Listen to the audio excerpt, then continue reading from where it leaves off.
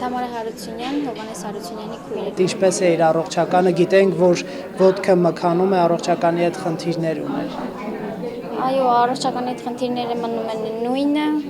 Մենք դիմեցինք, եթե հիշում եք, ես ասեցի, չնայած մեր պայքարին, ես չեմ հավատում ոչ մի կառույցի, այդպես էլ եղավ։ Իբր թե նշանակվեց ինտենսիվ բուժում, բայց պարզվեց, որ ճնշում են, չափում ջերմաչափ են բերում տանում, այդ սա ծիծաղելի է։ Նրանք նույնպես մեզ խաբեցին, այդքան հորդորները, որ հա հեսա այս կանենք, հեսա այն կանենք, ոչինչ էլ չարեցին, ոչինչ։ Անգամ ռենտգենի նկարները մեզ չեն տրամադրում, որ գոնե մենք դրսից բժիշկ բերենք ու մենք ինքներս ինչ-որ բան անենք։ Մինչև հիմա նրա ռենտգենի նկարները պահում են ոնց որ պետական գաղտնիք։ Նախկին փոխնախարարը, ով արդեն աշխատանքից ազատվել է, ասաց, որ խումբ են ուղարկելու եւ այլն եւ այլն։ Դրանից հետո Հովհաննեսին արդյոք զննել են եւ Հովհաննեսի առողջականը դեպի լավն է գնացել, դեպի վատն է գնացել։ Հովհաննեսին զննել են նույն Էրեբունու բժիշկները, կոնսիլիում են արել, բայց կոնսիլիումը չէ, որ պետքա լինի այնպեսի բժիշկների ներկայությամբ, որոնք գործին նոր են ծանոթանում։ Իսկ իրենք նորից նույն բժիշկներով հավաքվել են, իրանք ասածը Թաթուլի ասած թաթը թաթին չի խփի։ Իրանք ասածը հաստատել, ստորագրել գնացել են, անգամ չեն լսել Հովհաննեսին։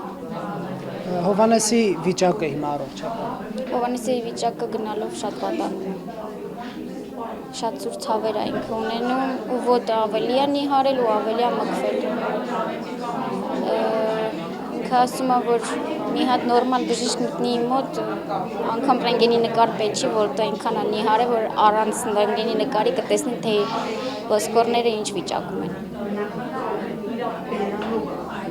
Դուք բժիշկների հետ շփման մեջ եք, ինչ են ասում։ Այլևս չէ, ես իրանց վաղուց էլ իրանց շփման մեջ չեմ, երբ որ նոր էին Էրեբունուց տեղափոխել դատապարտյալների հիվանդանոց, ծունկը սկսեց ուռել, թարախ արտադրություն թափվել, ջերմություն ունենում։ Ես գնացի Էրեբունի հիվանդանոց,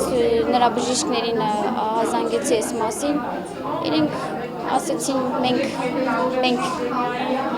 այսպեսի բաներ արեցին։ Վիտալի Բալասանյանն էլ նրանց վիրահատությունների ու առողջության համար երաշխիք տվեց, բայց քանի տարի է նրանք մեզ խաբում։ Ես չեմ զլանում այդ բառից։ Ամբողջ հայ ժողովուրդը գիտի, թե նրանք ինչ վարպետ են խաբելու, ամեն հարցում խաբելու։ Իսկ Վիտալի Բալասանյանը հետաքրքրվում է, չէ հետաքրքրվում։ Վիտալի Բալասանյանը ամենասկզբից մի անգամ այցելեց բոլորին ու կորավ։